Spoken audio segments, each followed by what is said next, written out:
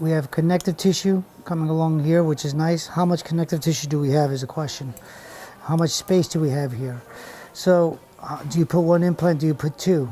So with the instrument right away we can measure from the crest of the cervical of one molar to the other, and right off with a blind eye you can see 12 millimeters. All right, between crowns you can see it's about 12 millimeters.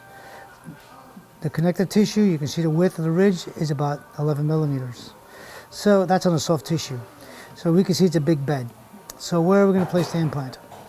So typically we want to use this keyhole to center it, but we know it's going to be about 5 millimeters. So what we do is we measure 5 millimeters. Since it's 12, we want to measure about 5 from this surface. So we know that the second line here, the second thick line, is 5 millimeters wide. So we can come over here and measure it right away. Can you retract right over here with your suction? The keyhole from here to here is exactly 10 millimeters long. To the end would be 13. So we place this here and we know exactly where the 10 millimeter mark is on the step drill.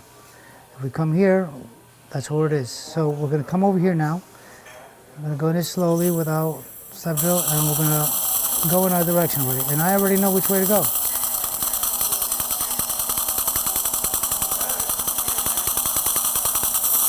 Done.